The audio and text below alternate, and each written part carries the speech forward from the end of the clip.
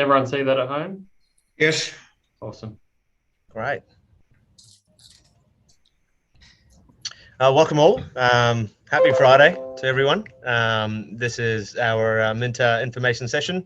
My name is Chirag. I'm the client manager for Minta Estate. I recently took over the estate a couple of months back, and I've had great productive sessions with the committee. So the last few months have been great with the committee. I'll be taking you through tonight's information session. So firstly, thank you all for coming. And I'm positive there'll be more people joining in while we go. So the overview, to give you an overview of today's information session, we'll go through these items, a bit about Quantum, who we are, what our role is as the Owners Corporation Manager for the estate, the structure of Minta, Minta's Owners Corporation. We'll also give you through the obligations as for the owners, as well as the Minta OC committee members. We'll touch base regarding the governance and the compliance side of activities and the committee operations as well, along with the AGM meetings and the compliance management. The next one is, of course, the communication in the community. So we'll talk through some communication channels, what we use, and the community events, and the activities we've done in past and what we're planning to do in future.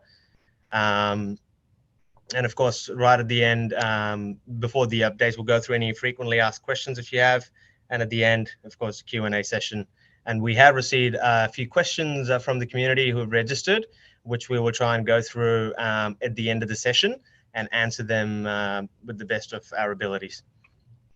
If you do have any questions while I'm going through the slides, please feel free to raise your hand and we will try to answer your question right there.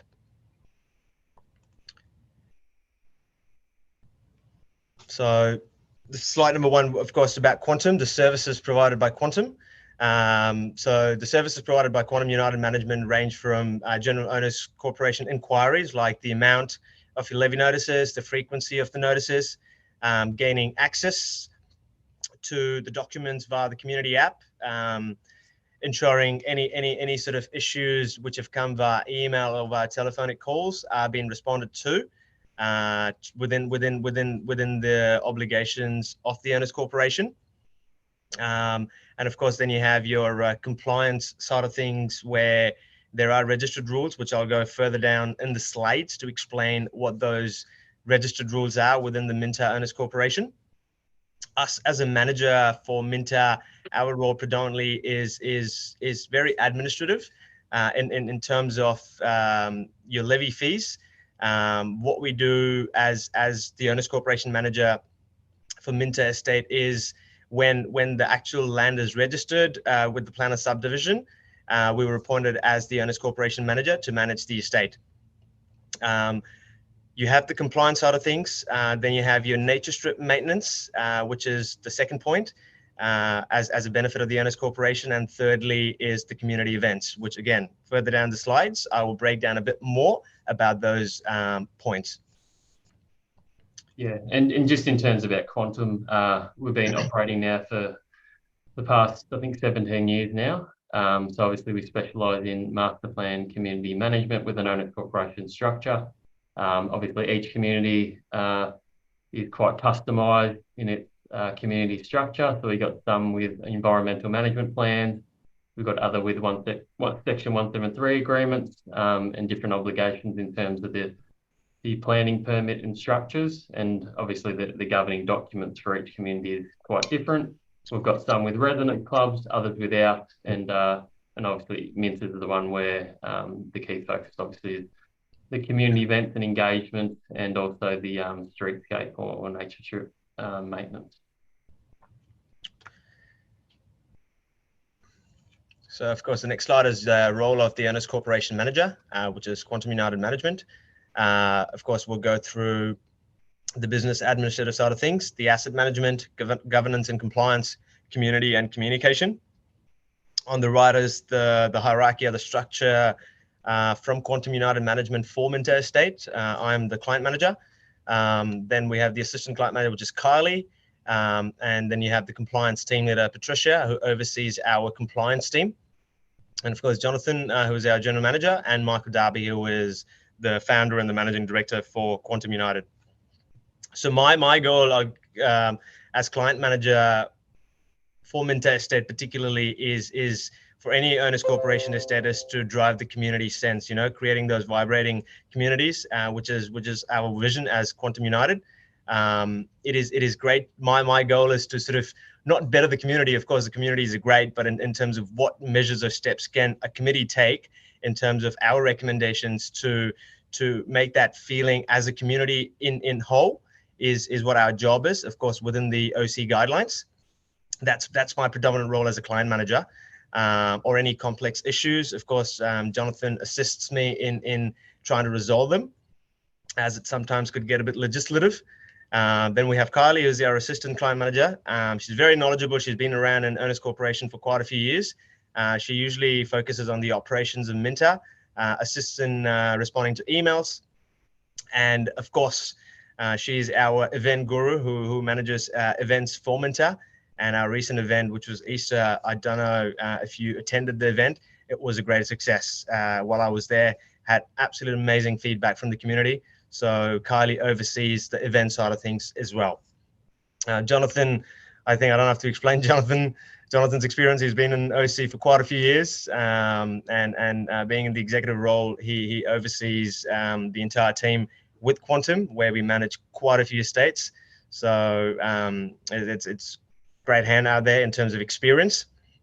Then you may or may not have seen our compliance officers in the estate doing their part of inspections as per the agreement, what's been arranged by the committee members, between Quantum and the committee members. We currently do 15 hours a month for the entire estate. So they go stage by stage and inspect, which of course I'll explain a bit further down in the slides.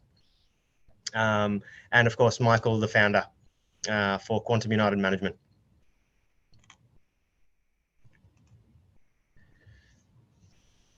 Moving on to the next section, throughout the next few slides, we'll discuss what an owners corporation actually is, and your obligations as lot owners, and of course your local committee members who represent the community on behalf of the estate.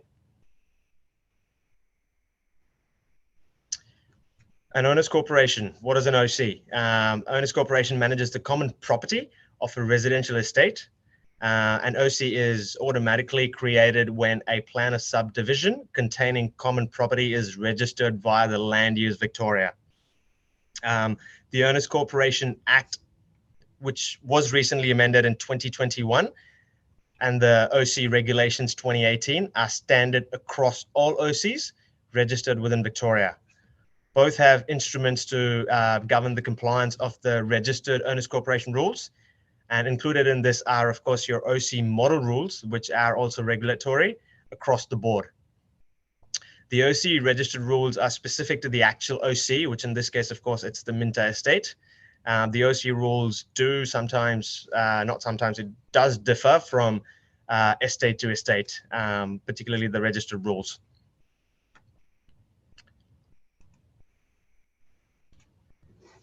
So Owners Corporation is, as mentioned, automatically created when a plan of subdivisions containing a common property is registered at the Land Use Victoria. It's a legal entity which combines all lot owners in a plan of subdivision. So automatically when you purchase a lot, you become a member of the Owners Corporation.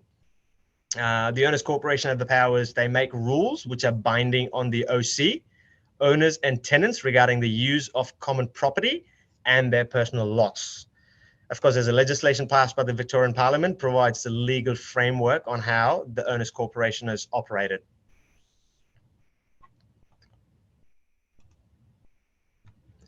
The owner's obligation, the lot owner's obligation, as you all may be or may not be aware, all owners within an OC have the financial and legal obligations towards the Owners Corporation.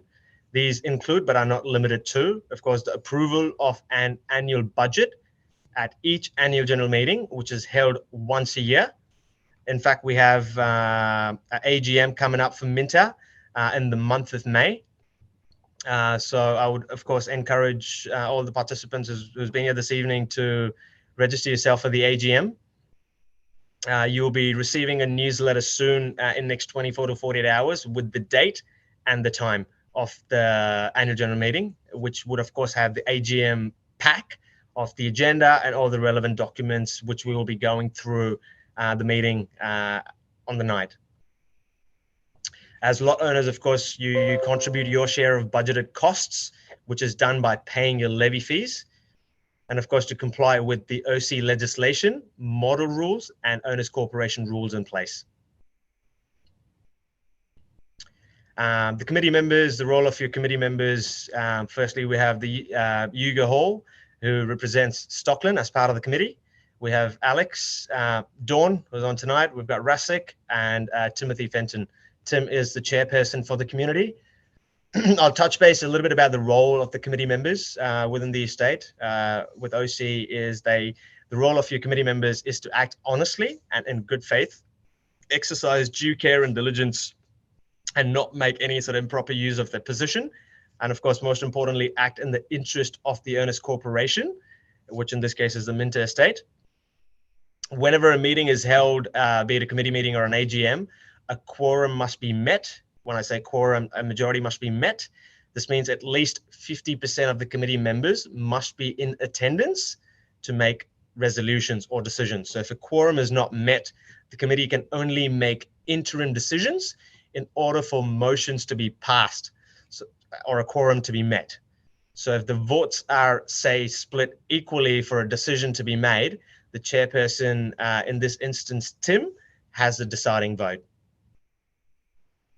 And I suppose just to add to that, Chirag, obviously it's a good opportunity to thank the serving committee. It is a volunteer position, and I think we missed an L on Dawn's surname there as well. But it is a volunteer position, so yeah, obviously just to thank you for your commitment to the community and obviously your assistance and support to make Minta a better place and better community, and obviously a filter for the community. The committee obviously represent the community and put forward the committee's wishes and try to obviously implement as best we can the request from the community.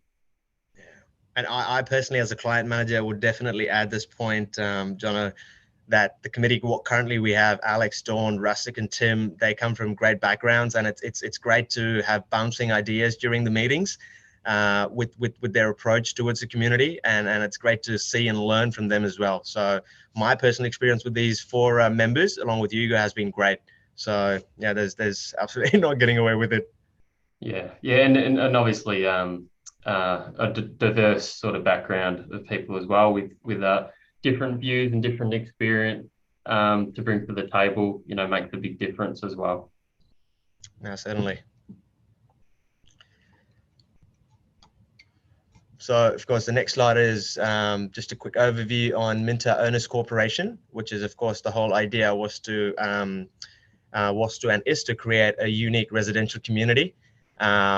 Another purpose or a benefit is ongoing streetscape maintenance, ongoing compliance management to maintain, of course, the asset value and the streetscape, and of course, plan and organize community events to have that community sense of feeling within Minta. So your fee contributors are, of course, the community events, compliance management, of course, the maintenance of your streetscape and the other landscape areas, of course, after handover from developer, which I'll further dive in one of the slides about the nature strips, and of course, the governance of the Owners Corporation registered rules.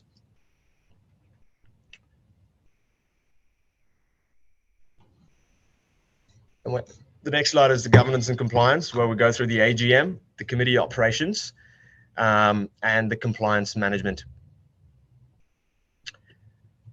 So an AGM is to be held once a year, as mentioned before, for each owners corporation where members of the OC, where in this case everybody, all the residents, of course the owners, are required to vote on various motions. The Minta AGM is upcoming in the month of May. So please keep an eye out on the invite. The big focus during the AGM is placed on the financial statement for the previous financial year, which in case of Minta's financial year is January to December, which will be 2022. OC fees are discussed relating to the amount of them and how often they're issued. So the AGM is also where a new committee members are selected. So when selecting a new committee, each member interested in joining basically lets the OC know as to why they want to be selected as committee members and what will they bring to the table in terms of the background and the experience. Of course, as Jonathan mentioned earlier, it's voluntary, but it's for the betterment of the community.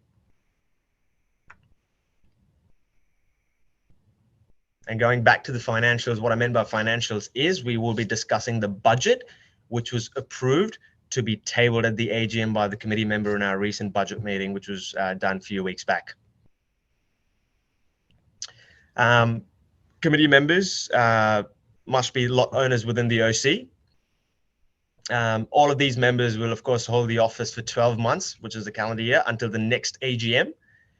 The committee member operations have the responsibility of the financial management, enforcing the Owners Corporation registered rules, attending to the meetings, and handling complaints if there were to be.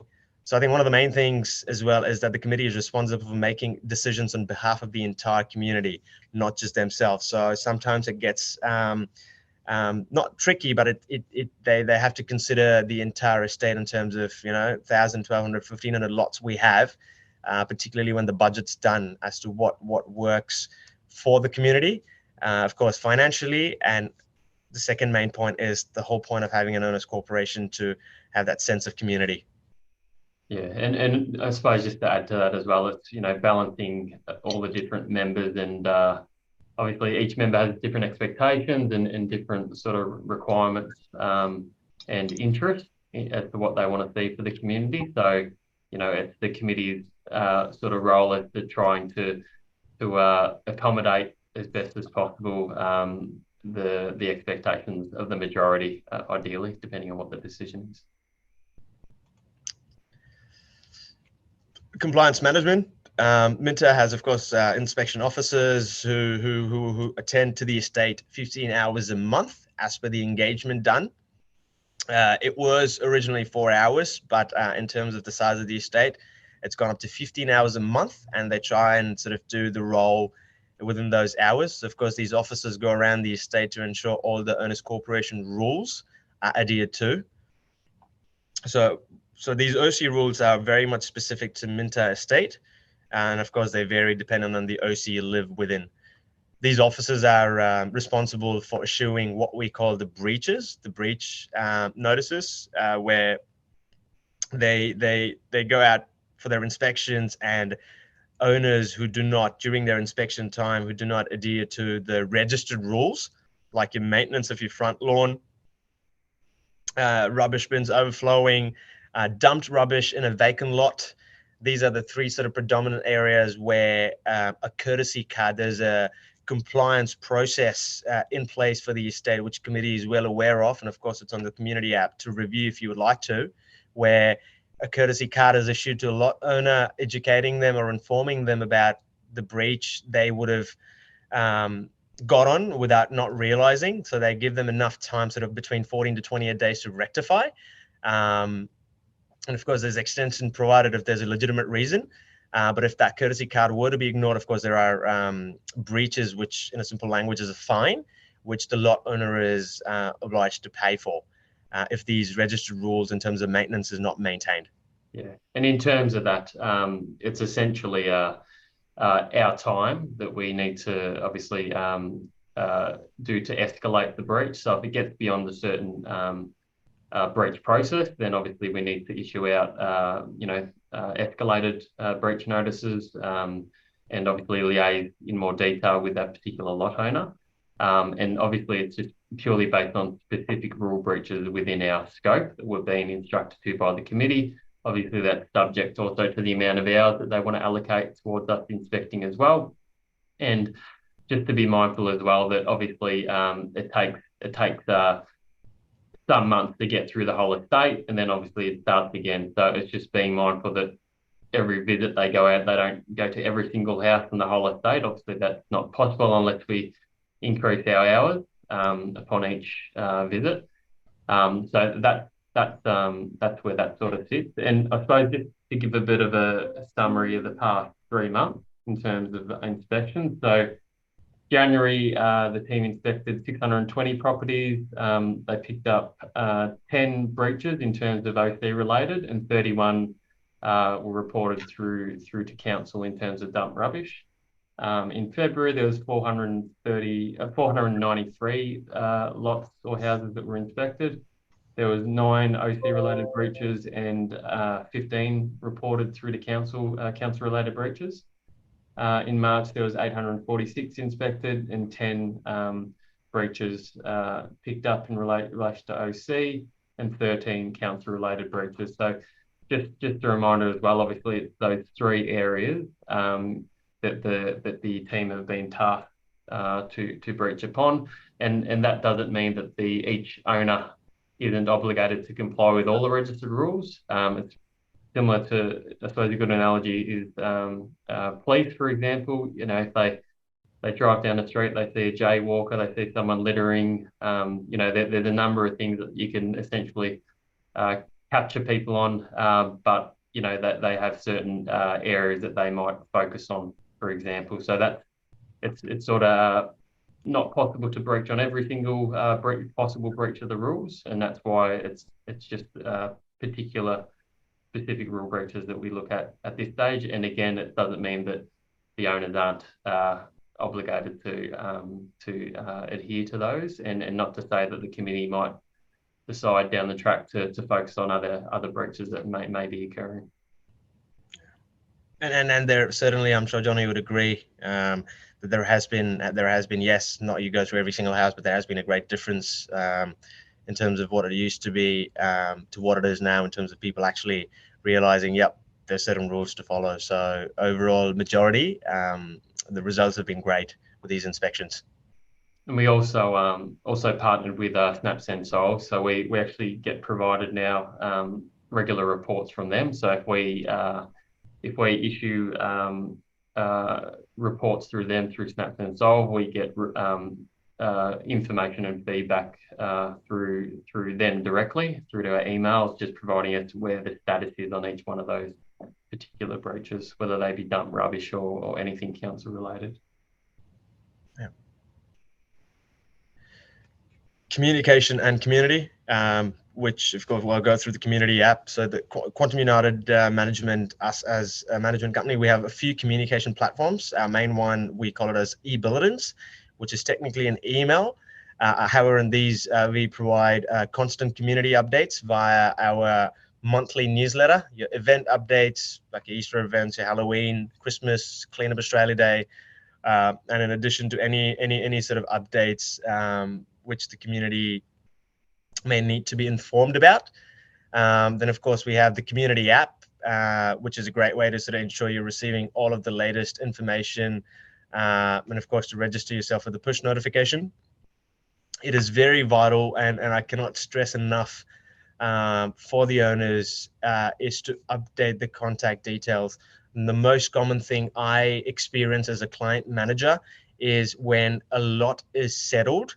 Of course, I personally rely on a solicitor to do the job. And I'm not saying they don't do their jobs, but there's a majority of the times when the solicitors hand over the notice of acquisition for your particular lot. In that notice of acquisition, the correspondence method is done via post. And a lot of owners don't live in that particular address, and they live somewhere else until they build a house, and they miss out on those levy notices and information because they weren't made aware. And then of course, we get an email saying, hey, I was never made aware of this, because the correspondence, as it's a legal thing, we cannot email unless it's been requested, or it states on the NOA saying, hey, please email out to the owner via email. So it is very important, and I encourage every member to update their contact details and have a preferred method of correspondence which suits them, which they have access to. Because you sort of miss out the information, that's where things starts backlogging. So the most recent updates, which I'll go through, is the maintenance of nature strips, community events, and the community presentation. So maintenance of nature strips. Nature strips are located on the land belonging to City of Casey. Of course, they're installed and maintained by Stockland for a 2-year period from the registration date. So at the end of that 2-year period, the responsibility for the maintenance transitions from Stockland to the owners corporation. So at present, Stockland has completed a 2-year maintenance period for stages 1, 2, 3, 5, and 6, and has been handed over to OC, which was handed over 4 months back. There was a rigorous process in terms of tendering a contractor to give us the quotes for mowing the nature strips. Of course, local contractors had different pricing, which of course reflects on the fees, but committee and ourselves with that particular subject finally found a great contractor with a very subsidized pricing, which are called the Programmed Property Services, who are based in Berwick itself. And they were very, very price competitive compared to what the companies we have in the market. So the other stages, which will be handed over to OC, will be on a staggered basis at the end of its individual maintenance period. So at the end of the project, we're looking at anywhere between 1,550 to 1,600 lots.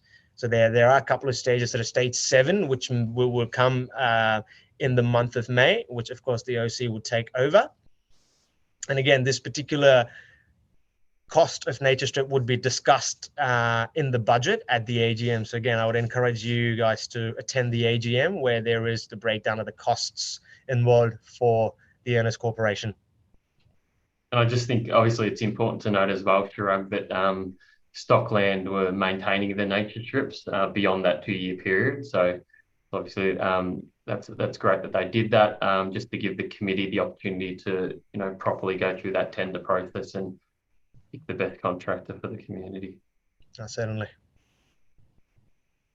Community events. So the process is there's a proposal made and a calendar of community activation events for the community was submitted for consideration last year.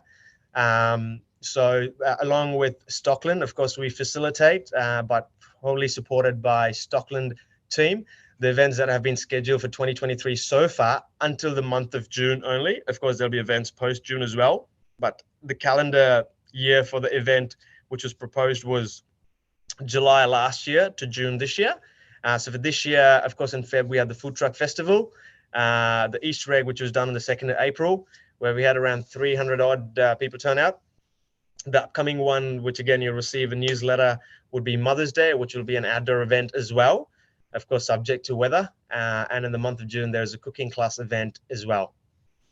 Further information about these events will be communicated closer to the dates.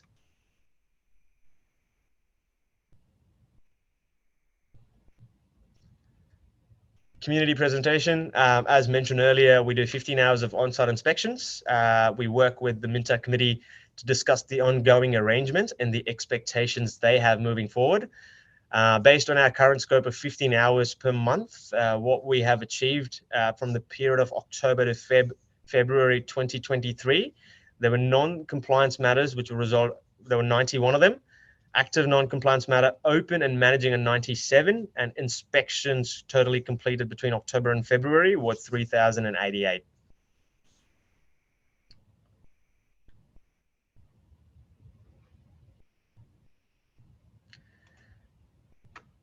So I will stop sharing the screen and I'll show my face.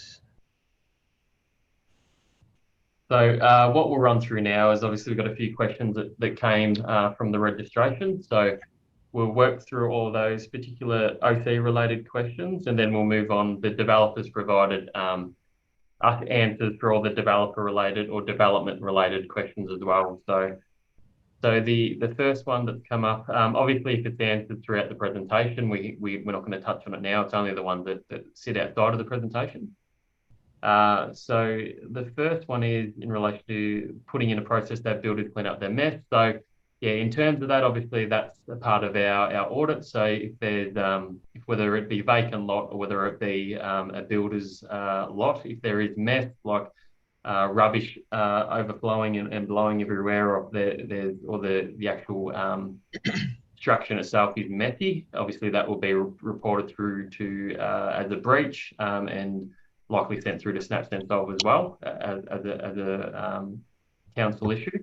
So that is currently being managed and actively managed through the compliance team. Community building and bonding, obviously, we've touched on the community events aspect. As Chirag touched on, there's events planned up until mid this year, and we'll be liaising closely with Stockland for the next, obviously, 12 months and the planned events ahead. And obviously, at this stage, Stockland are funding the majority, if not all, the events. And obviously we'll be reassessing that as we move along. In terms of the next one, structure and OC structure and fee. So in terms of the owners corporation structure, we've gone through that throughout the presentation. In terms of the fee, I don't know if you want to talk about the OC fee currently. Obviously, at the AGM, we're going to put a proposed budget forward, so that's going to be the fee for the following financial year.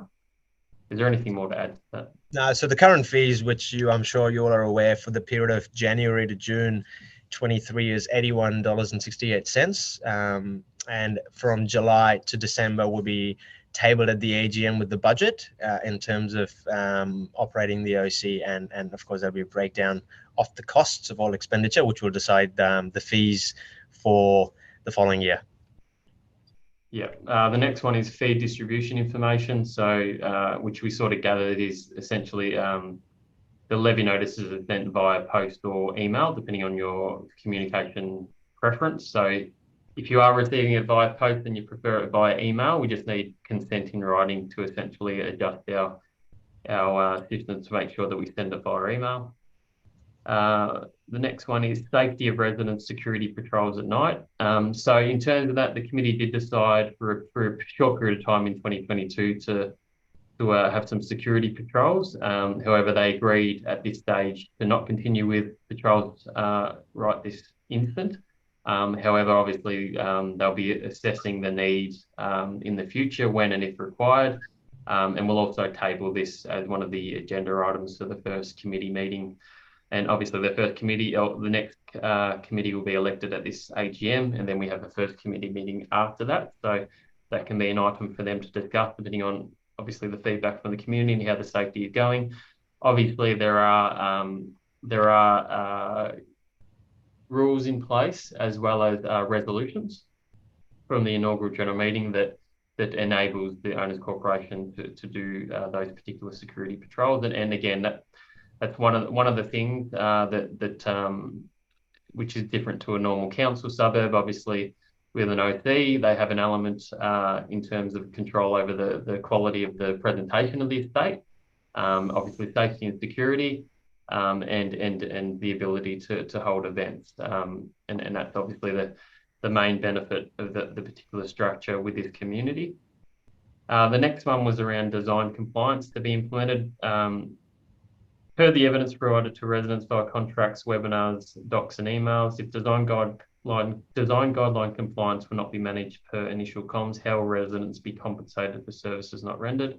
So this is quite a long answer, and I'll run everyone through this just so they're fully aware. I have answered it obviously previously with several inquiries, but I'm happy to go through it again. So in terms of the design guidelines themselves, based on a VCAT case back in 2022, the last year, the order and outcome of that case confirmed, unfortunately, that the OC does not carry any enforcement powers in relation to the design guideline compliance and any OC rules that relate to design controls. So this power rests with the vendor via the contract of sale restrictions. This is why the Stockland Covenants team manage, review and approve building landscaping plan processes. So this is not a quantum function nor engagement, particularly obviously as we're not it's not a part of our scope as to what the compliance team are engaged for to look upon. And also obviously it's been determined last year that the OC doesn't have that enforcement capability. The vendor does. So the contract of sale has conditions that the purchasers are bound by the design essentials or design guideline. John, I'm sorry to interrupt. I think Stan's got a question. Oh, yeah, sure. Yep. I know we've been over this, guys, but given that we're an owners corporation and I don't think I'm the only one that's aggrieved by it. And I won't go into all the promises and the sales pitch. Mm-hmm. But as an owners corporation, and given we're all owners, how can we collectively, and this is a different approach, Jonathan, to one I've previously taken, how can we, as an owners group, an owners corporation, have some comeback at Stockland to ensure that they comply with their own compliance requirements for the estate and ensure that they enforce it? Because quite frankly, it's not being enforced. I don't care what they say. Yeah. There's just so many examples. How do you guys feel about that as a question?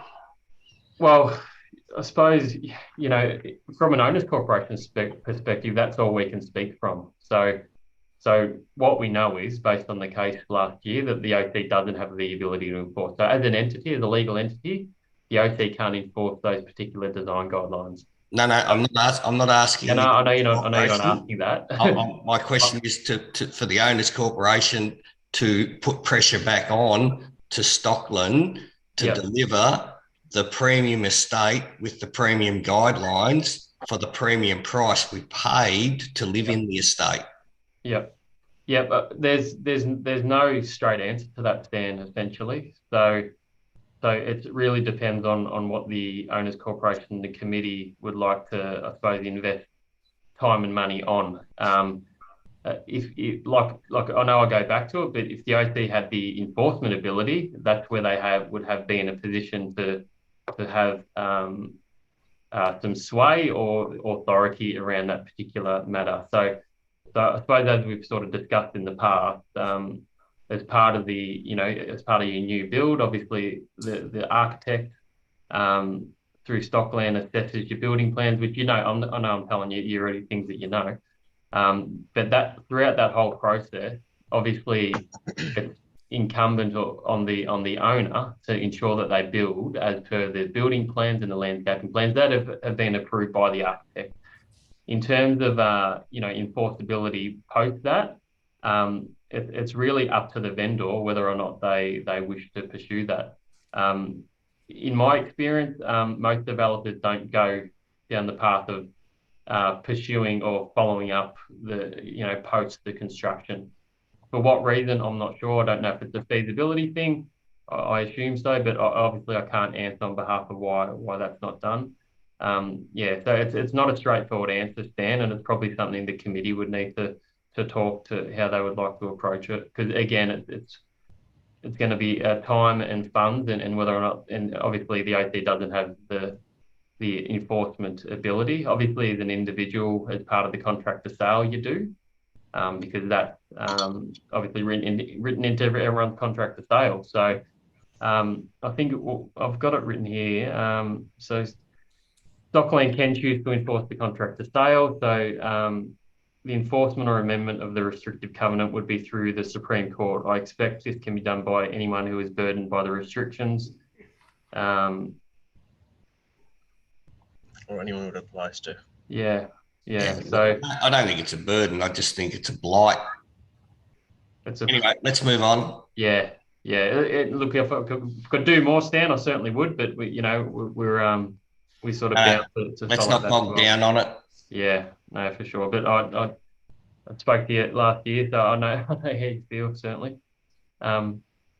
Thanks, Stan. So that's that there, and then I'll move on to that was all the OC related questions. So I'll move on to the developer related ones. So obviously we put forward that to the developer, and they've come back with all the responses. So the first one was, what's the future for the Minta estate? So Minta will contain this is a response. Minta will contain approximately 1,600 lots at the time of completion, with a broad variety of amenity, including diverse parks, wetlands, conservation areas, and major arterial roads, Fells Road linkages to the estate via the Princess Freeway. The next question was minimising the external traffic flow through Soho Boulevard. The response was external traffic flow through Soho Boulevard will be minimised once Fells Road is anticipated to be completed. which it's anticipated to be complete, open to the public October, November of 2023. The next one is possible speed humps in the estate to slow cars and motorcycles from speeding. There are speed humps throughout the estate as per council requirements. The next one is Fantasy Park Reserve sign for Minta people. Stockland currently working through finalising a name for the Hilltop Park with the local land council, and they will have more information to share in the near future in relation to that. Lifestyle, shopping, focuses and information. So Eden Rise is located a stone's throw from Minta. Future retail precinct is planned for the northern parcel of land above Minta. However, this is not currently owned by Stockland. Long-term plan for Minta. Minta will continue to develop according to the master plan, with the Minta Lakes and Conservation Area expected and anticipated to be completed mid-2023. Obviously, as mentioned, Bells Road is anticipated to be open to the public October, November 2023, and reserve stages 28, 24 being delivered in 2024. Information regarding road connectivity at Minta. So again, construction of Bells Road is progressing nicely on track, and that will provide a direct link to the Princess Freeway. Future plans for Minta surrounding area. They've just said as per the long-term plan for Minta, which I'm assuming is on the Stockland website and accessible by all members. Cleaning and maintenance.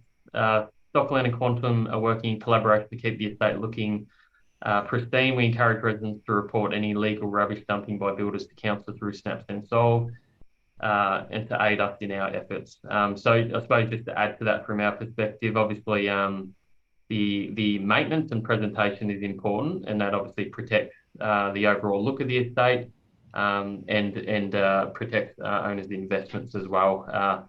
Obviously, it's not to the level, obviously, in terms of the design guidelines, unfortunately, but in terms of the maintenance aspect, the OC certainly does have the authority over property maintenance and appearance in that respect. And as well as, I suppose that's where the point earlier around the presentation team. Obviously, the stats we showed earlier, it takes them 2 to 3 months possibly to get through the whole estate. So if owners find dump rubbish in areas that we may have been rubbish dumped after we've just been there, might not be another 1 or 2 months till we get there. So you can certainly report it through to the team in the interim. It's likely we would have picked it up in our inspections, but again, if it was at the tail end of our inspections, or we've just passed it, then it was dumped, then it might take a while for the team to come back to that particular area. Road traffic management. There's currently a traffic management plan in place to direct traffic flow whilst construction continues along Soldiers Road and Greases Road. These works have caused a larger flow of traffic through the estate in the short term. However, has allowed Stockland to progress construction on Bells Road, which will ease traffic through once it's completed. What is the progress of the sports complex and road adjoining O'Shea Road? They just referred to road connectivity information. So again, I anticipate that's on the Stockland Minta website, but we can also get a hold of that shrug and potentially circulate all those particular information they've referenced in potentially the next e-bulletin as well. Sure. What conservation and reducing water bills? So passive irrigation incorporated into the design of streetscapes to recycle stormwater for public amenity. So I'm assuming that owner was referencing the public spaces, because that's obviously what the developer has control over in terms of water conservation and etc. Road developments and public transport plans, and they again refer to the road connectivity information. So we'll get a hold of that and circulate that in the next e-bulletin, Shirag, and obviously some owners don't have a hold of that and would like a copy to sort of get an understanding of where things are planned to be. And that is our Q&A from home. Is there any further questions or comments from those in attendance? still got your hand up, Stan, I'm assuming. Sorry, no, I'll lower it. My That's apologies. all right. All good, mate. All right, great. I hope that was informative. Those that attended, and we really appreciate you taking the time to come out, especially on a Friday night. I'm sure people want to enjoy their Friday. Thank you, Chirag. Anything further to add? No, nothing. Just keep an eye out on the AGM invite, which we're anticipating between the first and the second week of May. Yeah, that's pretty much it. And once again, thank you all for attending tonight and giving us your time. And feel free to email us if you've got any questions or anything at all. Yeah, and we encourage those as well that are really active and care about the community to put their hand up at the next AGM to be elected onto the committee. How often are the committee meetings, Chirag? Sort of quarterly. Quarterly, yeah. So it's quarterly commitment. Obviously, there's communication and correspondence throughout that quarter as well that you just need to be aware of in terms of your personal time. But it's valued a lot if you can, participate and provide your input and thoughts on issues and be involved in the community and to make it as best as possible for its residents. And I think that's it. Thanks, Chirag. Thanks everyone for joining us. Have a good night. Thank you. Have a great evening. Thanks, guys. Good night. See you. Bye.